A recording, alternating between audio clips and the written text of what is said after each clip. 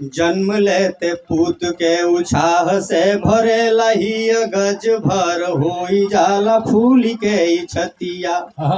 पाल पोस के बड़ा करेला लोग पूत के नीमने से नीमने धरावे स्कूलिया। वाह होखते बियाह माई बाप के बिसारी देला, होखते बियाह माई बाप के बिसारी देला, तब माई बाप दे आशीष दिन रतिया।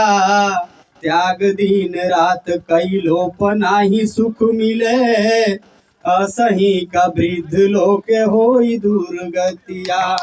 त्याग दिन रात कैलो पनाही सुख मिले, असही का वृद्ध लोक होई दुर्गतिया। वाह तनिको बीमारी हो के बेटा चाहे बेटी के तो छोड़े नाही माई बाप एको डॉक्टरिया। वाह कवनो उधम क के रुपया लगावे लोग, देखे नाही रात बाकी जेठ दोपहरिया। बिल्कुल उहे माई बाप जब खांस देला सुतला में, उहे माई बाप जब खांस देला सुतला में, चार बात कहे रोज बेटवा पतोहिया। तनिको शरम नाही बाते आज अखिया में, असही का वृद्ध लोक होई दुर्गतिया। तनिको शरम नाही बाटे आज अखिया में, असही का वृद्ध लोक होई दुर्गतिया। बढ़िया बजे के संतान कयू हो परेशान, यहाँ झगड़ा हमार रोज छीन लेला मत। बजे के संतान कयू हो परेशान, यहाँ झगड़ा हमार रोज छीन लेला नींदिया।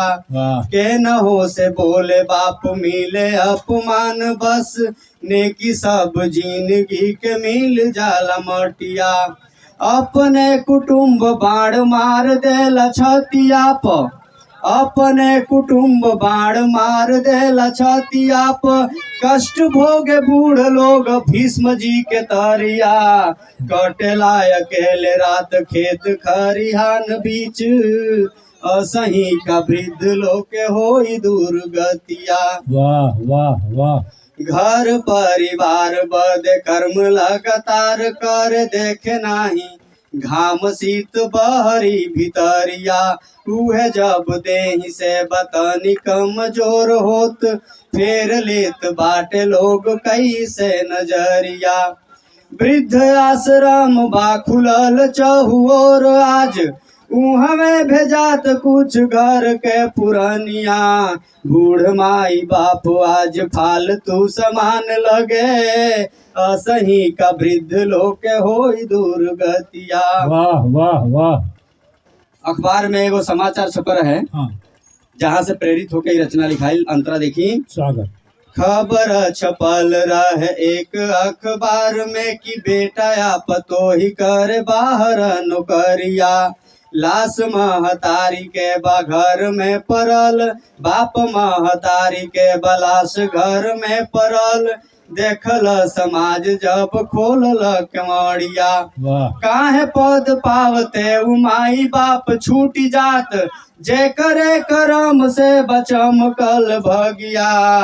मर तो समय नाही केहू आस पास रहे, असही का वृद्ध लोक होई दुर्गतिया।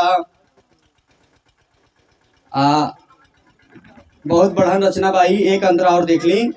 गतरे गतर देही बथेला कपार, पीठ होके मजबूर लोग धैले लखटिया। उम्र बढ़ी जाला जब हद से मनुज के तो, साच बात हवे मंद पड़ी जाला मतिया। अटपट बाती जब निकलेला मुँह से तो, लइका के छोड़ तब डांटी देला नतिया।